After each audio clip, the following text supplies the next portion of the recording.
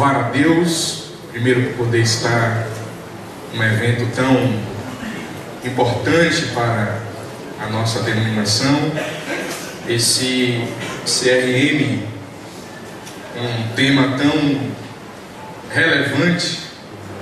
Ele está sendo com certeza um divisor de águas para a nossa denominação, e é um tempo precioso para nós pensarmos, refletirmos sobre a igreja, sobre esse contexto atual e sobre aquilo que nós queremos para a nossa denominação.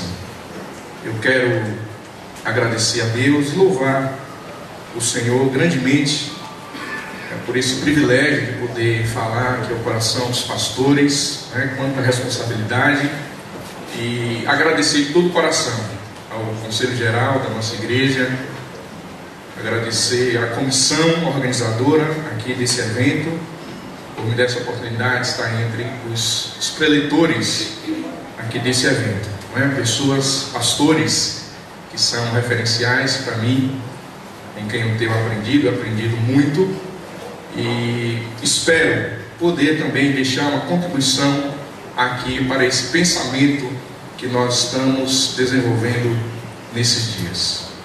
Nós somos uma igreja de 70 anos já, nós temos uma história, nós temos um lugar nesse evangelicalismo brasileiro. Deus nos levantou nessa nação e de fato nós precisamos ser aquilo que Deus determinou que nós fôssemos. E nesse tempo que nós estamos recebendo essas palavras tão maravilhosas, irmãos, Deus está com certeza abrindo os nossos olhos, ampliando a nossa visão, para que nós possamos sair daqui com uma unção maior e com um desejo, um ímpeto mais forte para de fato cumprirmos a missão que nos deu o Senhor. E a palavra que me cabe aqui, dentro desse projeto, porque esse CRM é um projeto, e isso é uma bênção, foi algo orado, algo pensado, e eu vou falar, com a graça de Deus, sobre a relevância missional da igreja. A relevância missional da igreja. Eu quero que os amados abram suas Bíblias em Atos dos Apóstolos, capítulo de número 11. Nós vamos ler a partir do versículo 19. Atos dos Apóstolos, capítulo 11, versículo 19. Eu venho de Feira de Santana, na Bahia, interior da Bahia, ali a 100 quilômetros da nossa capital. Feira de Santana é uma grande cidade, bem maior do que 9 capitais do nosso Brasil, uma cidade pujante, que tem suas qualidades, mas também seus desafios. E nós estamos ali, com a graça de Deus, pregando esse evangelho e buscando ser uma igreja relevante para a cidade, relevante para o mundo. E eu quero que os irmãos leiam comigo Atos capítulo 11, versículo 19. Então, os que foram dispersos por causa da tribulação que sobreveio a Estevão se espalharam até a Fenícia, Chipre e Antioquia, não anunciando a ninguém a palavra, senão somente aos judeus. Alguns deles, porém, que eram de Chipre e de Cirene, e que foram até Antioquia, falavam também aos gregos, anunciando-lhes o evangelho do Senhor Jesus.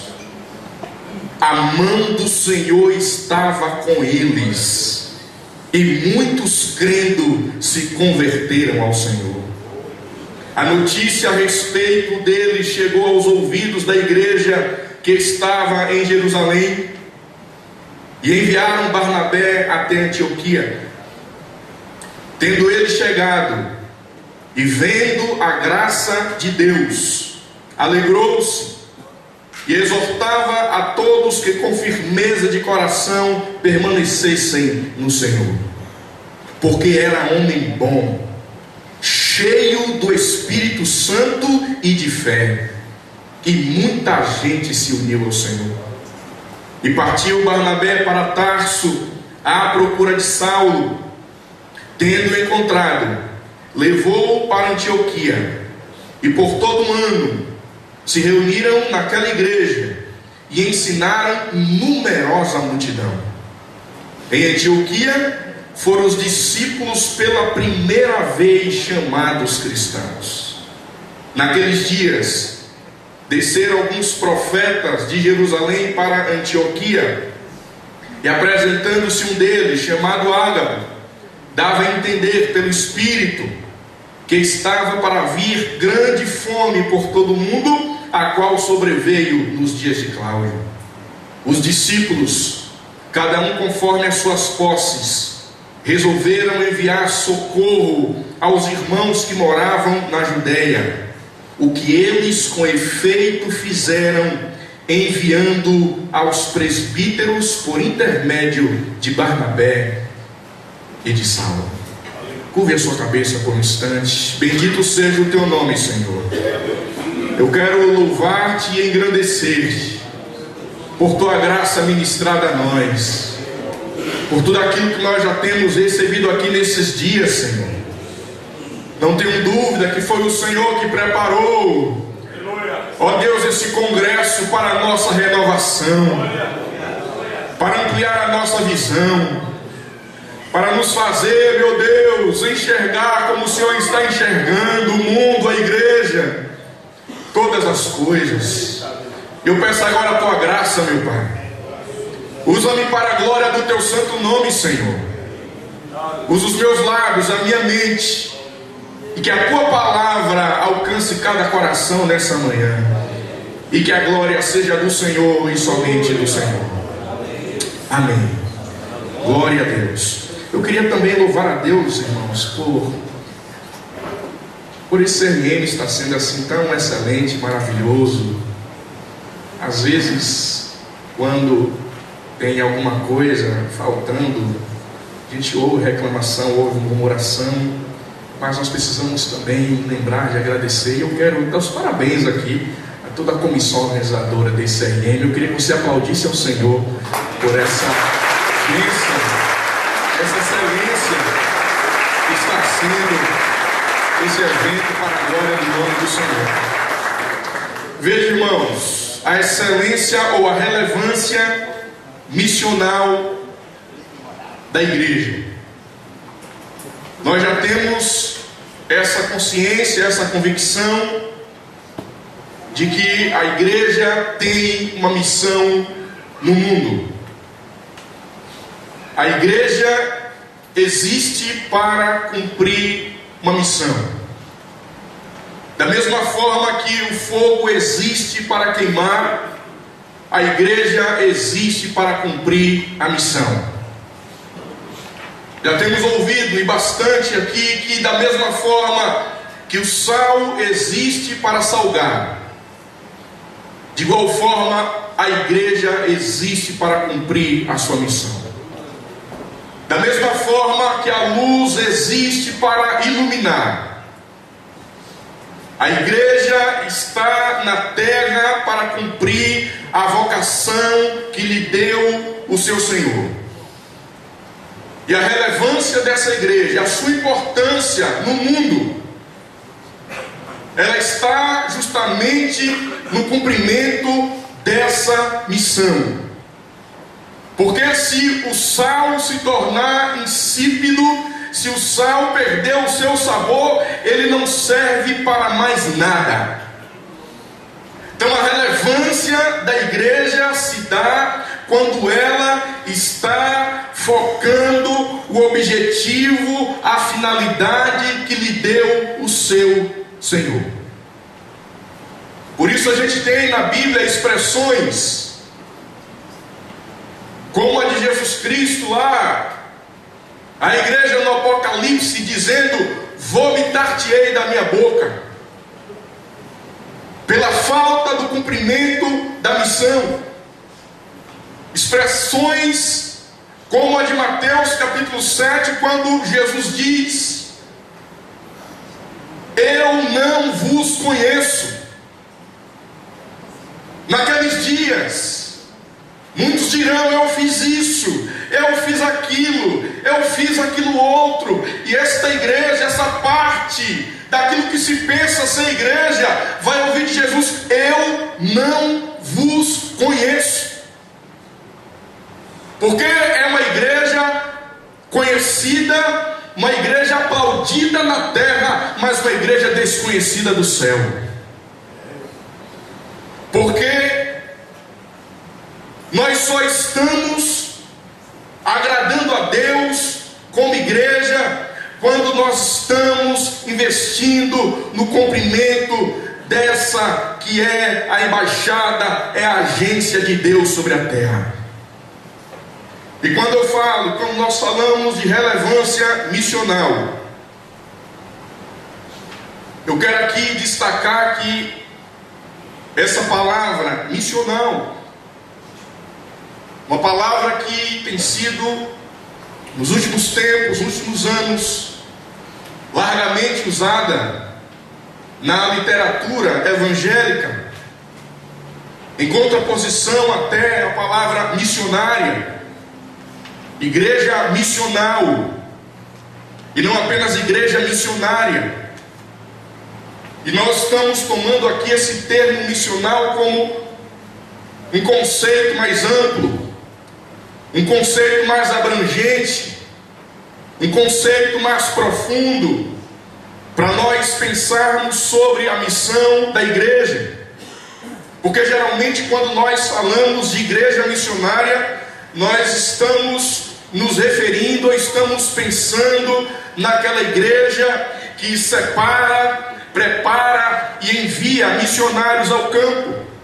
E nós falamos, essa é uma igreja missionária, uma igreja que separa pessoas no meio do corpo e prepara essas pessoas e envia a uma outra cultura, envia a um outro lugar, a fim de pregar o evangelho. Irmãos, quando nós falamos de igreja missional, nós estamos falando de uma igreja que não compreende que apenas alguns foram chamados para ser enviados ao mundo, mas toda a igreja foi enviada ao mundo a fim de pregar o evangelho do Senhor Jesus. E na oração sacerdotal em João 17, Jesus Cristo orou dizendo: Senhor, assim como tu me enviaste ao mundo, eu os envio ao mundo. Jesus ressuscitou, irmãos, e ele vai ao encontro dos discípulos que estavam enclausurados. Eles estavam temerosos no cenáculo, eles estavam com medo. Naquele momento somente Tomé estava fora do grupo, e Jesus de repente aparece no meio deles e diz: paz seja convosco. E ele repete essas palavras que ele disse em oração a Deus tempos atrás, e ele diz: assim como o Pai me enviou, eu vos envio ao mundo. E soprou sobre eles e disse: recebam o Espírito Santo. Quando nós falamos de igreja missionária, nós estamos às vezes, irmãos, geralmente falando como essa igreja que entende essa obra missionária como um acontecimento, um fato específico, um projeto, um programa que é implementado, algo que é instante, algo que é momentâneo, algo que está acontecendo como um acontecimento extra. Quando nós falamos em igreja missional, nós estamos falando de nós em missão como estilo de vida de cada cristão, irmãos, como a forma de viver que agrada a Deus, sendo missionários de tempo integral, compreendendo que nós somos enviados ao mundo para impactar essa cultura que nos rodeia. Da mesma forma que o missionário é preparado e enviado para impactar uma outra cultura, cada cristão está no mundo para exercer o papel de missionário onde quer que ele esteja, porque para isso a igreja existe, queridos. E quando eu falo disso, eu estou falando do sacerdócio de todos os crentes. Quando eu falo disso, de igreja missional, eu estou falando desta igreja que entende a sua identidade, que entende a sua missão, essa igreja que tem uma visão clara do porquê e do para que existe. Nós estamos aqui nesses dias refletindo para que a igreja existe. Nós estamos aqui, irmãos, refletindo sobre qual é o nosso papel no mundo, sobre para que Deus nos colocou e nos faz permanecer ainda na terra, e nós, o avivamento bíblico, nós vamos cumprir a nossa missão. E nós temos uma declaração de missão, está nos nossos documentos, está nos nossos impressos. Essa declaração de missão está em banners afixados nas paredes dos nossos templos. E eu decidi esse ano, junto ao conselho da nossa igreja, a nossa declaração de missão não vai ser apenas um banner na parede. Nós vamos ensinar a igreja e nós vamos praticar, porque nós queremos ser uma igreja relevante nesse tempo, queridos. E o chamado de Deus para nós nesses dias é para que essa declaração de missão saia da parede, não fique apenas presa na parede, mas desça ao nosso coração, e toda a nossa vida, aquilo que nós fazemos como igreja, seja pautado por aquilo que está contido nessa declaração de missão, que não é minha, que não é sua, mas é nossa como igreja evangélica, avivamento bíblico. E eu quero então refletir com você sobre alguns aspectos dessa igreja relevante na missão, a partir da fundação e do desenvolvimento da igreja na cidade de Antioquia. Eu quero então fazer referência do texto que nós acabamos de ler. A igreja na cidade de Antioquia, ela nasceu no contexto da perseguição que se levantou por causa ou a partir da morte de Estevão. Veja, irmãos, em Atos 1:8, Jesus diz: recebereis poder ao descer sobre vós o Espírito Santo, e ser-me-eis testemunhas em Jerusalém, na Judéia, Samaria e até os confins da terra. Mas a igreja permanece em Jerusalém, a igreja permanece fixada ali nos arredores. Mas em Atos 8:1, em Atos 1:8, Jesus diz: vão, não apenas por Jerusalém, mas na Judéia, Samaria até os confins da terra. Em Atos 8:1 se levanta uma perseguição tão grande que os irmãos são forçados a sair de Jerusalém e são dispersos pela Judéia, Samaria e outras localidades. A mão opressora de Herodes, a perseguição que se levanta contra a igreja, leva essa igreja a cumprir a missão que Jesus determinou. E nós precisamos estar ligados nisso, porque Deus tem seus meios para mobilizar a igreja. Quando nós não queremos, Deus às vezes impõe a sua vontade e põe a igreja em marcha, irmãos. E esses irmãos vão caminhando, eles vão caminhando, e à medida que eles vão caminhando, eles vão pregando o evangelho. Eles estão cumprindo o ID de Jesus, porque o ID de Jesus não é tão somente sair de um lugar e ir a outro a fim de pregar o evangelho. Esse ID de Jesus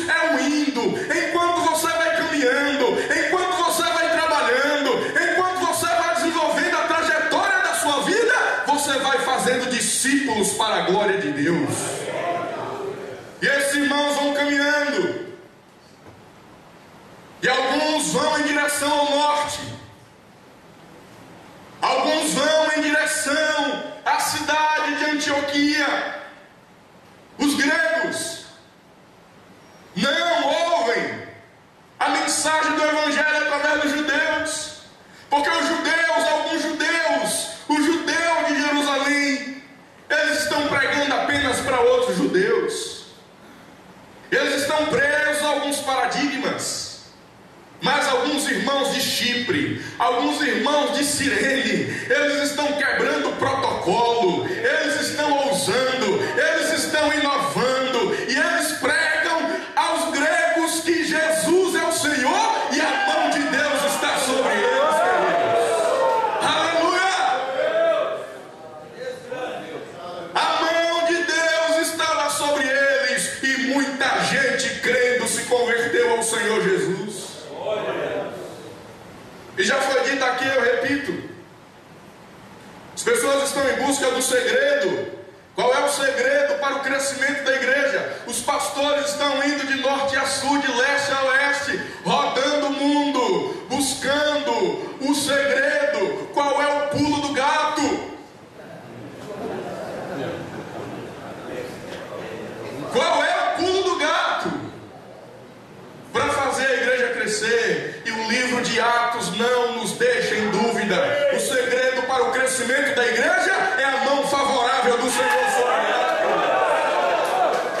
É a mão de Deus sobre a igreja.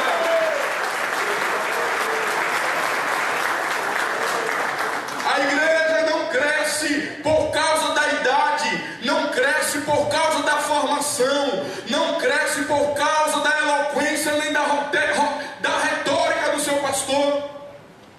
A igreja não cresce, irmãos, pela suntuosidade do seu templo. A igreja não cresce pela beleza da sua mobília. A igreja não cresce por causa de personalidades famosas que nela congregam. A igreja cresce quando a mão de Deus está sobre ela.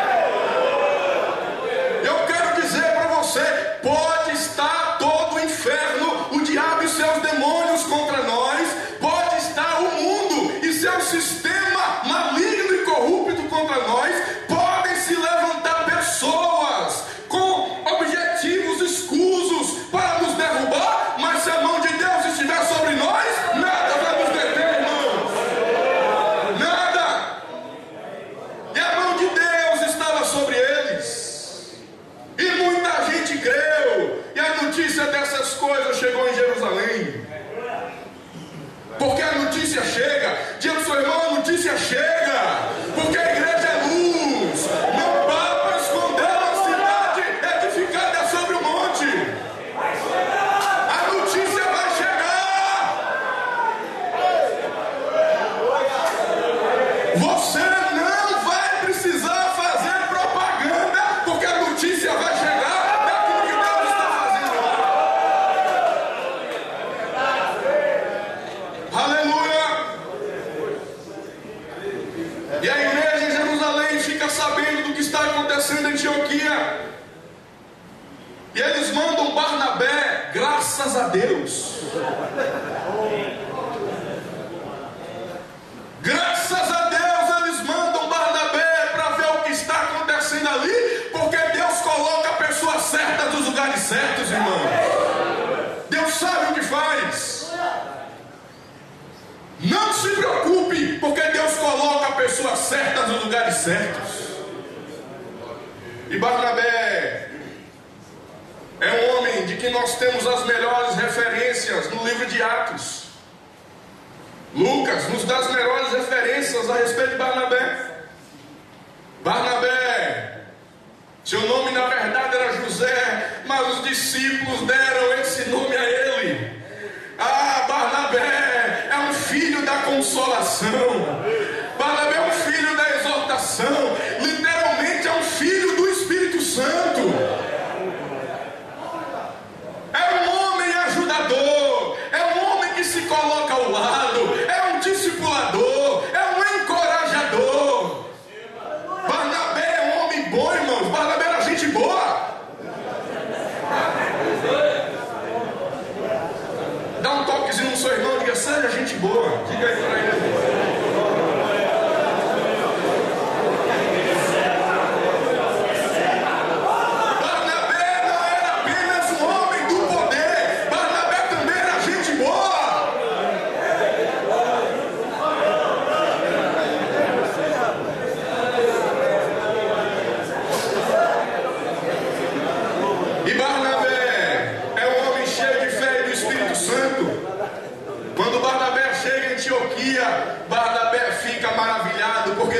a graça de Deus. Barnabé vai para Tarso buscar Saulo. E eles unidos ensinam aquele povo. E durante um ano eles ganharam muita gente. Eles ensinaram muitas pessoas. Eles exortavam aqueles irmãos a que permanecessem no Senhor. E essa igreja de Antioquia se torna um centro missionário, um centro de expansão da igreja. Essa igreja de Antioquia se torna referência, porque era uma igreja relevante. E eu quero aqui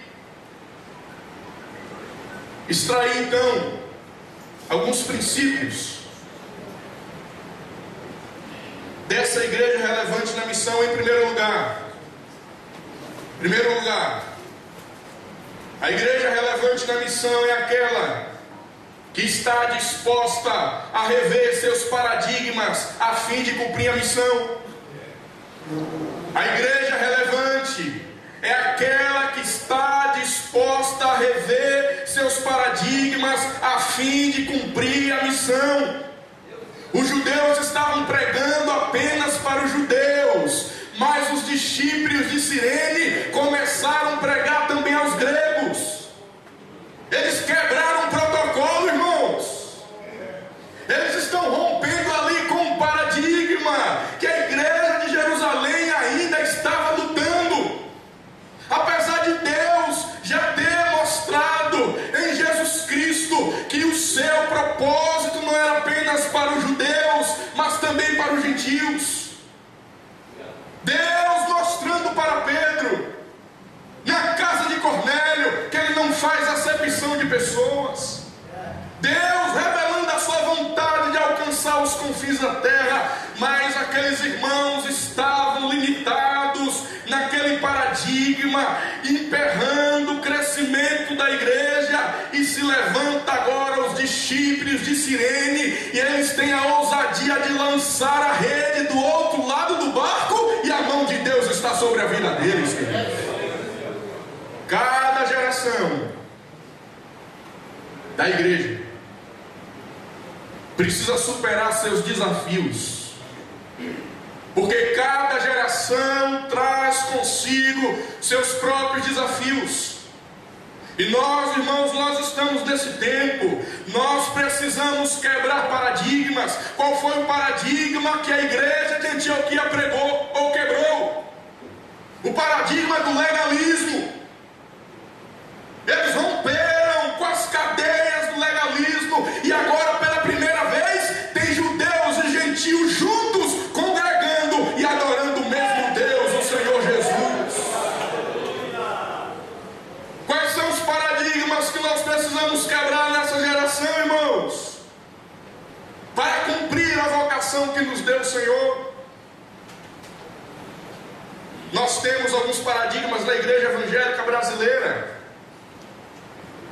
algumas formas de ser igreja, alguns pensamentos que foram até já colocados aqui pelo pastor Onésimo ontem à noite. Eu quero dar apenas uma pincelada segundo aquilo que Deus me deu. Existem no meio evangélico nacional, sobretudo, o paradigma da igreja que é empresa, o membro que é consumidor e o pastor que é empresário. Igreja empresa, membro consumidor e pastor empresário. Nessa igreja, irmãos, ou esta igreja, ela é na verdade um supermercado. Um supermercado onde esses membros vão para consumir produtos religiosos, onde eles vão para se beneficiar de alguns serviços ditos espirituais que são ali oferecidos em troca de dinheiro.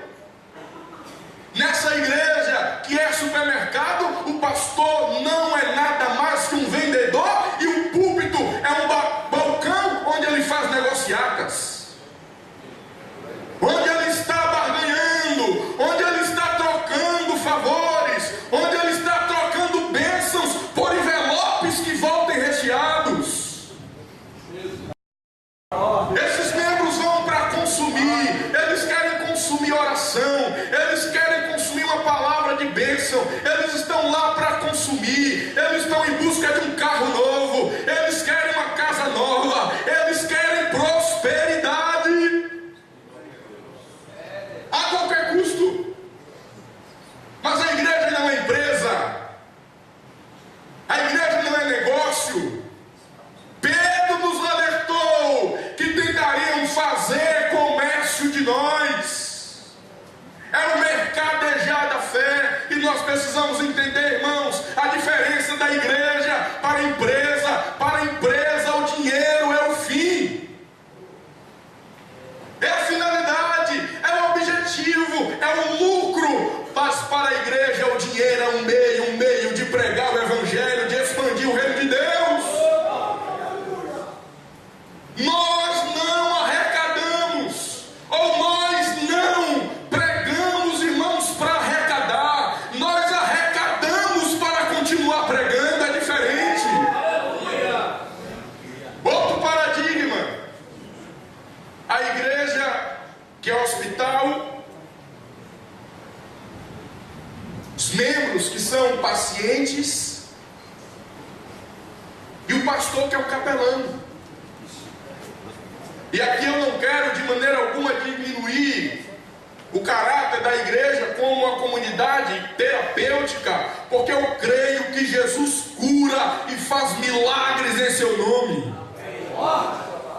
Mas eu estou aqui me referindo a igrejas onde os membros são eternos pacientes.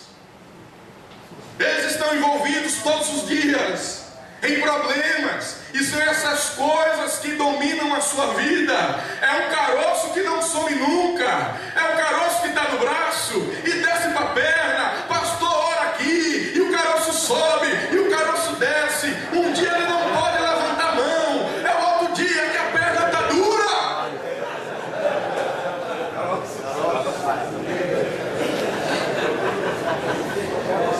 Tem lá na sua igreja também?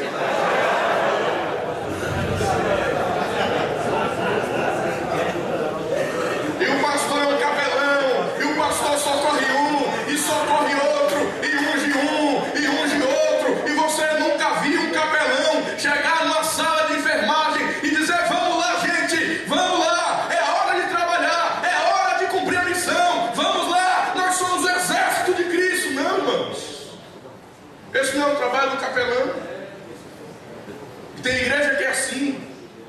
E tem gente que chega para nós e diz assim: ô pastor, tem tanto problema aqui, a gente nem pode pensar em ganhar mais ninguém, porque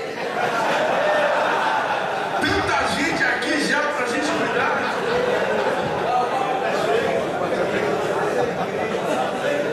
Terceiro paradigma, irmãos.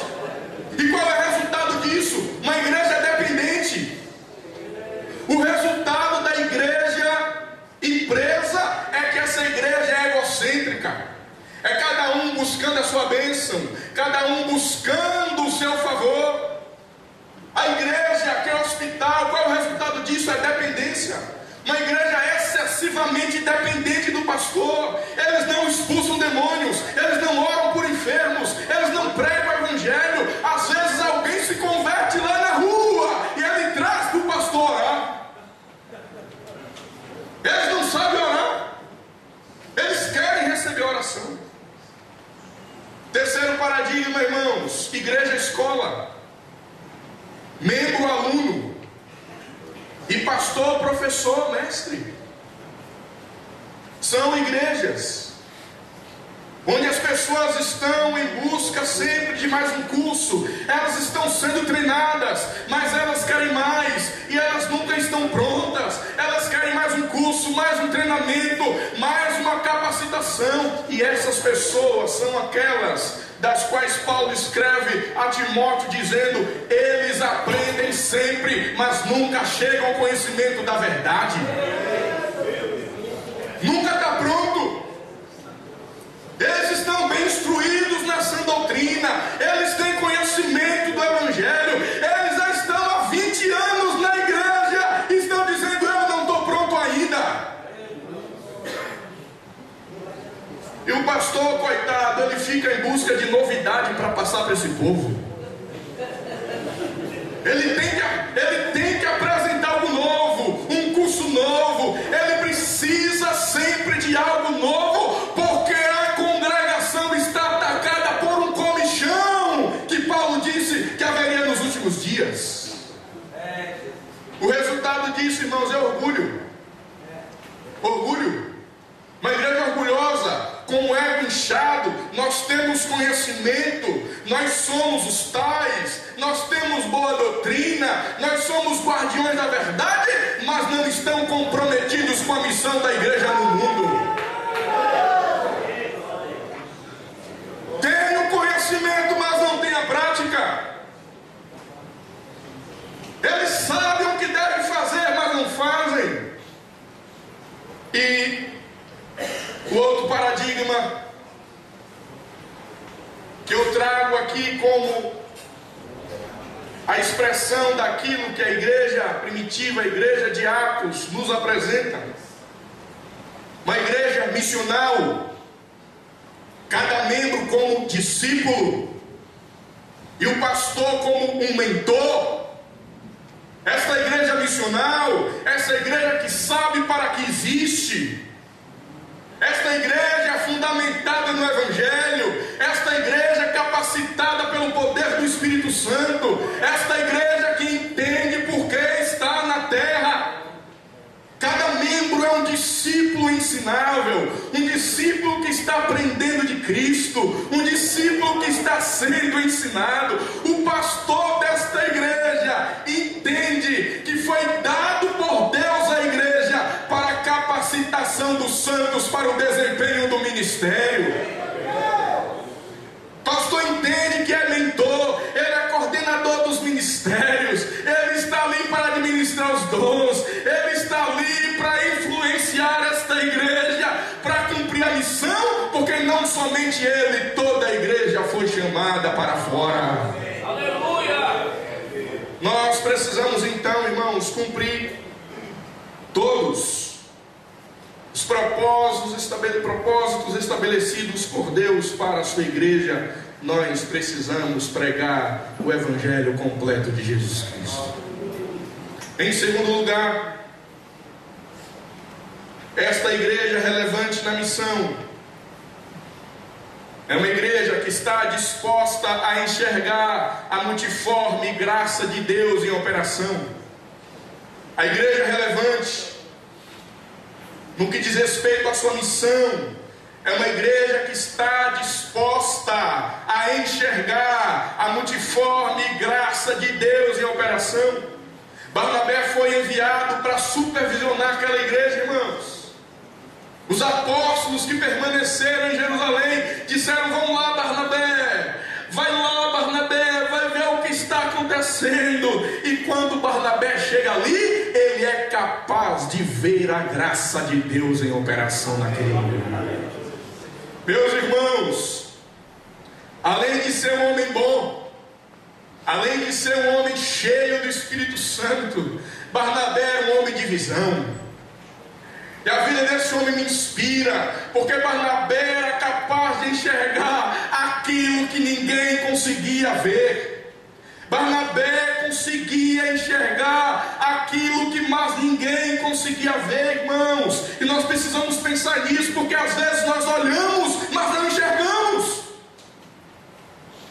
A situação, a realidade está diante de nós, mas a gente não enxerga. E Barnabé é esse homem que é capaz de ver a graça de Deus na vida de um perseguidor da igreja, que está falando agora para todo mundo: Jesus me apareceu no caminho de Damasco e eu creio que ele é o Messias.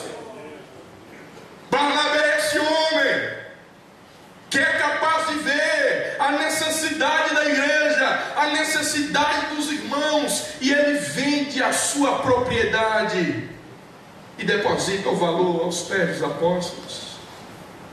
Barnabé é esse homem capaz de ver a necessidade de um jovem, João Marcos, que enfraqueceu, que desanimou, que desertou de uma caravana missionária, mas agora precisa de cuidado, precisa de ajuda, precisa ser discipulado. E ele é capaz de até de deixar aquela aquela companhia tão preciosa de Paulo para se dedicar agora àquele jovem que precisava do seu apoio, do seu auxílio.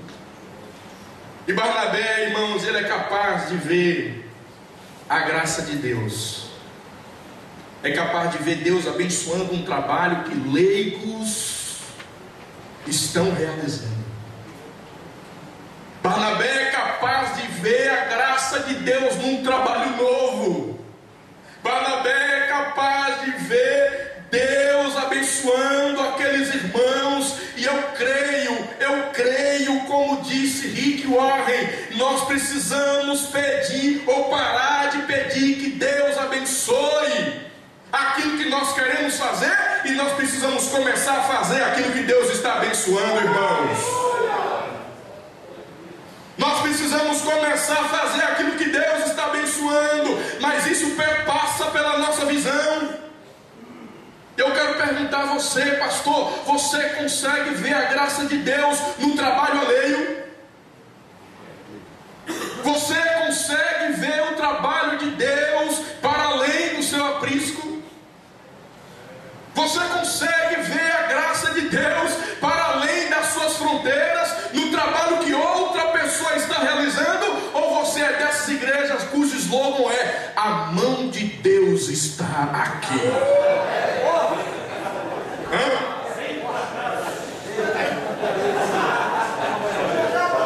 Aqui é o lugar que Deus opera.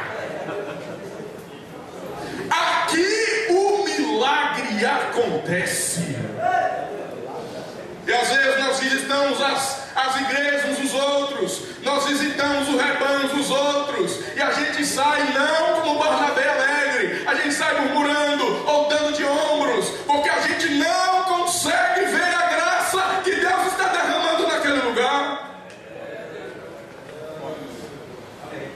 Você pode dizer para o seu irmão: eu vejo a graça de Deus na sua vida? Diga aí para ele.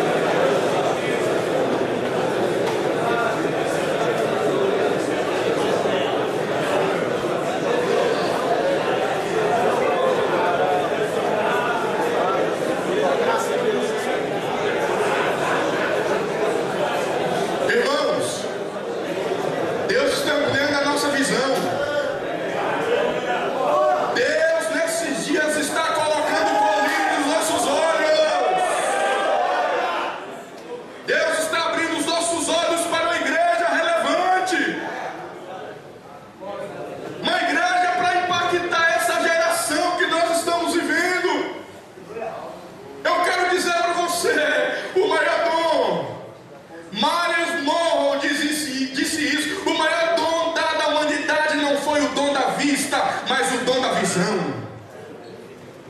A vista é a função dos olhos, mas a visão é a função do coração. Olhos que enxergam são comuns, mas olhos que têm visão são raros.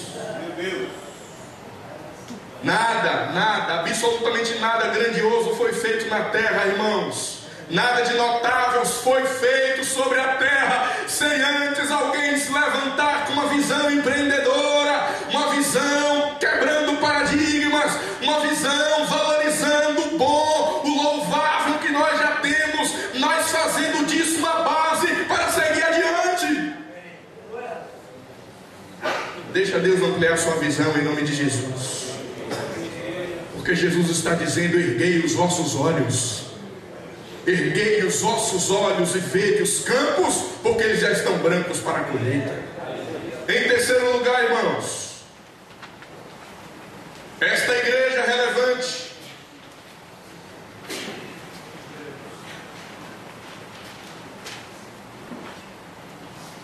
é uma igreja disposta a fazer discípulos, uma igreja relevante na missão. É uma igreja disposta a fazer discípulos. Barnabé chega em Antioquia e ele contempla ali o que Deus está fazendo. E Barnabé, ele vai em direção a Tarso. Antioquia está aproximadamente 500 quilômetros ao norte de Jerusalém. Antioquia da Síria. De Antioquia, Barnabé viaja 60 quilômetros mais ao norte em busca de Saulo. Barnabé, mais uma vez, está investindo na vida dele. Saulo saiu de Jerusalém debaixo das ameaças dos judeus. Saulo está distante, está em Tarso, mas Saulo nunca saiu de debaixo da oração de cuidado de Barnabé, irmãos. E Barnabé vai em busca dele, e durante aquele tempo eles pastoreiam juntos aquela congregação. E permitam dizer, a maior tragédia da igreja evangélica contemporânea é uma igreja cheia de membros, mas que nunca foram discipulados. Uma igreja cheia de membros, mas que nunca foram discipulados. E o nosso desafio, irmãos, para nós sermos uma igreja relevante, é nós irmos além do que transformar pecadores em membros de igreja. Nós precisamos transformar pecadores em autênticos discípulos de Jesus Cristo. Porque Ele não nos chamou para fazer membros de igreja. Quem foi que disse que Jesus mandou você estar desesperado atrás de números? Isso é numerolatria. Jesus não nos chamou para transformar números, multiplicar números. Jesus nos chamou para multiplicar discípulos em todas as nações. E onde estão os nossos discípulos? Quem são os nossos discípulos, irmãos?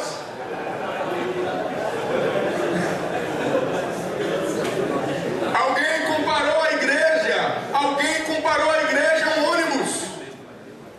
Um ônibus que estava indo de um local para o outro. E esse ônibus quebrou. Um problema aconteceu. Algo está emperrando a condução, algo está emperrando a trajetória desse ônibus em direção ao seu alvo. Imediatamente o motorista parou o carro, desceu, olhou, observou o problema e convocou aquela lotação para descer e ajudá-lo a resolver aquele problema e seguir adiante em direção ao alvo. Uma parte prontamente desceu, arregaçou as mangas e disse: eu estou pronto, eis-me aqui, conta comigo. Uma outra parte daqueles passageiros também desceu, mas eles desceram para murmurar, eles desceram para criticar, eles desceram até para dizer: olha, você está muito mole, empurra mais, faz mais força, que cara mole. Uma terceira parte daqueles passageiros também desceu, mas para ir embora. Eles foram embora em busca de uma outra condução, e eles foram embora dizendo: eu não peguei esse ônibus para trabalhar, eu não estou pagando passagem cara aqui. Você sabe qual é a passagem, né? É o dízimo. O pensamento dele: eu não estou pagando passagem aqui para trabalhar. O motorista está aí para isso. Olha a farda dele aí. E uma quarta parte permaneceu confortavelmente sentada naquele ônibus,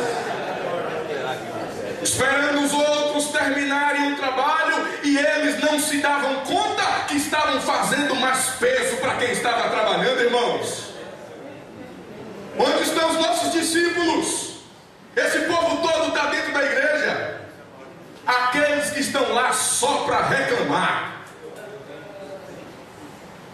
Eles reclamam de tudo. Se o pastor não estudou, ele reclama. Se o pastor estudou, ele também murmura. Se a esposa do pastor está mal vestida, eles falam. Se está bem vestida, eles falam. Eles falam de tudo. Eles estão lá. Aqueles que descem para ir embora, aqueles que, como disse João, estão no nosso meio, mas não são dos nossos. Esta igreja transitória, esses cristãos, eles não dizem: eu sou avivalista, eles dizem: eu estou avivalista. E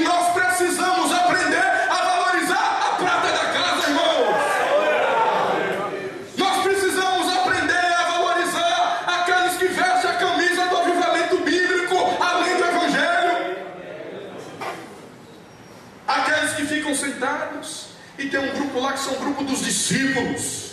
Eles estão prontos, eles entenderam a missão, eles entenderam o chamado, e o nosso papel é multiplicar o número desses discípulos para a glória do Senhor. Agora entenda: discipular é investir pessoalmente na vida de homens e mulheres, como Barnabé fez, investiu na vida de Saulo. Ele pessoalmente, e com isso eu quero dizer, não se faz discípulo do púlpito. A gente precisa, irmãos, a gente precisa descer do púlpito e conviver com os discípulos, porque como nós já aprendemos aqui, discipular não é transmissão de conhecimento, discipular é comunicação de vida, a vida de Cristo. Discipular é conviver. Barnabé buscou Saulo para estar com ele, e foi isso que Jesus fez com os 12. Jesus chamou 12 para estar com ele. E Barnabé, irmãos, buscou Saulo para pastorear com ele. Barnabé entende o poder da comunhão. Barnabé sabe que é melhor ser dois do que ser um. Barnabé entendia um pouco de futebol.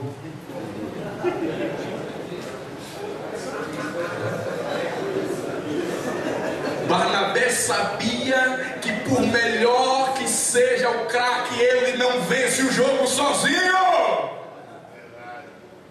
E com isso eu quero dizer, por melhor que seja o pastor, ele não faz gol sozinho.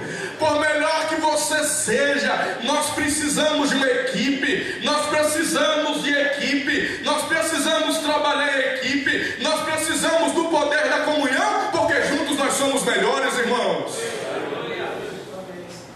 Discipular é não temer o crescimento do discípulo, é não temer a comparação. Discipular é não estar envolvido nesse espírito de competição que está dominando esse mundo, e as pessoas não querem dar oportunidade a ninguém, não querem discipular ninguém, não querem ver a graça de Deus na vida de alguém novo que está surgindo, porque estão temendo a comparação, estão temendo perder o lugar. Discipule e veja a graça que Deus está derramando em jovens lá na sua igreja, meu irmão.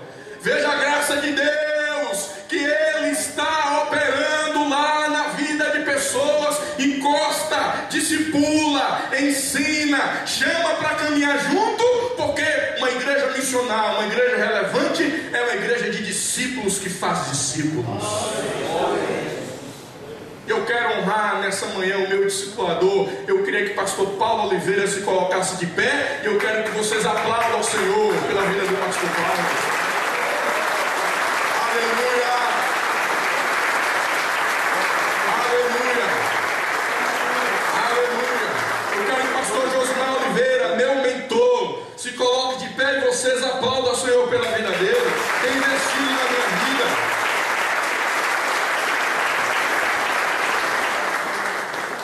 Porque Paulo teve um Barnabé, e Paulo teve Timóteo, Paulo teve Tito.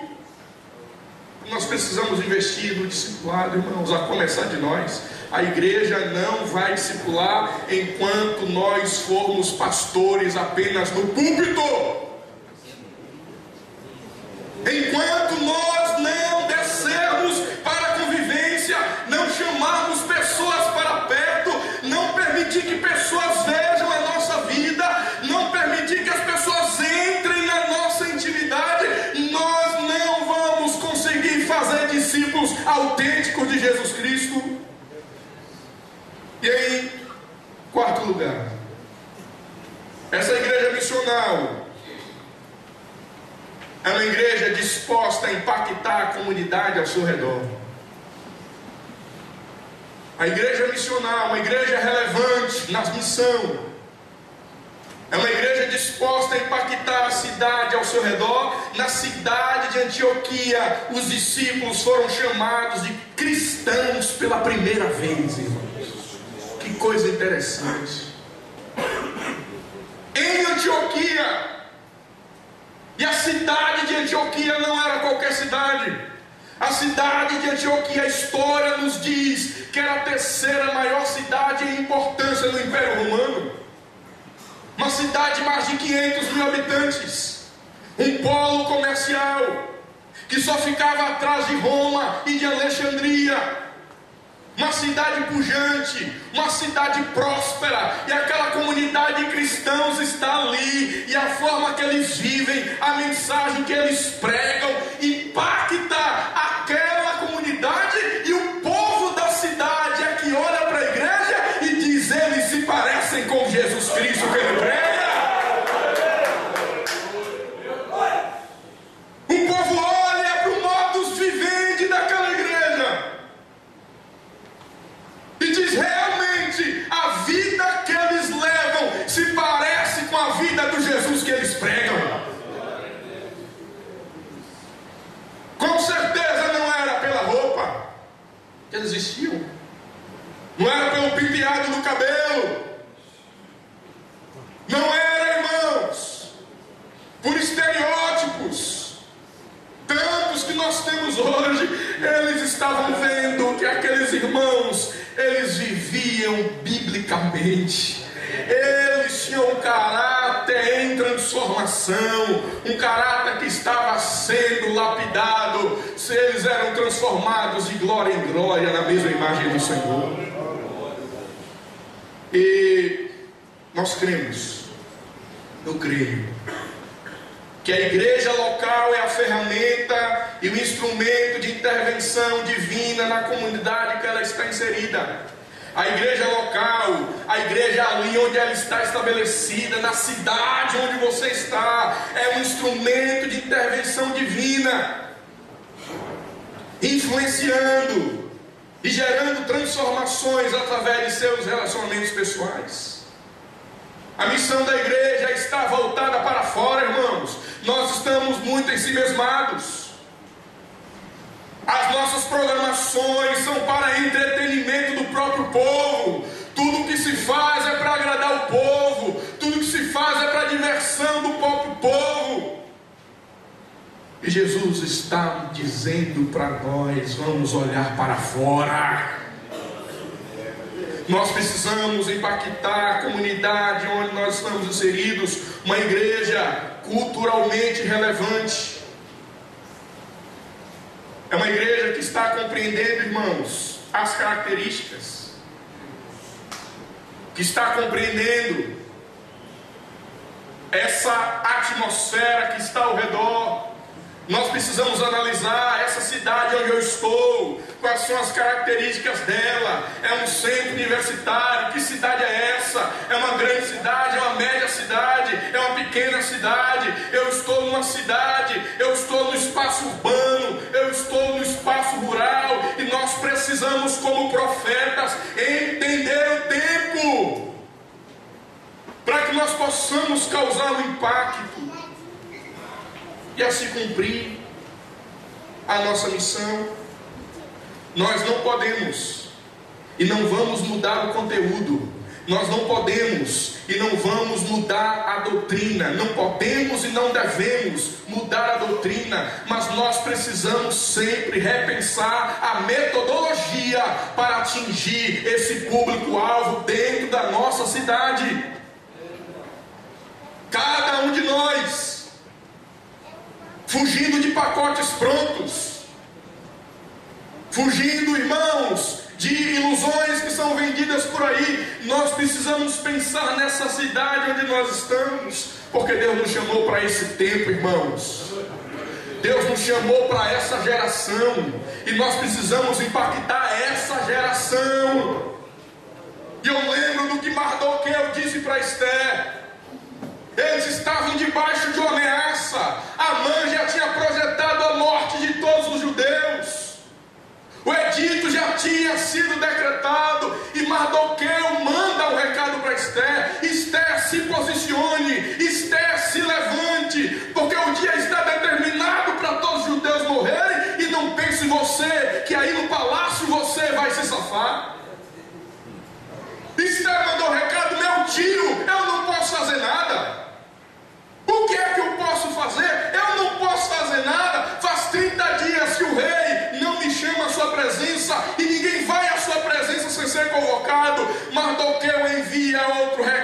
para Esther, dizendo: Esther, abra os olhos, minha filha, quem sabe que não foi para um tempo como este que você chegou nesse lugar?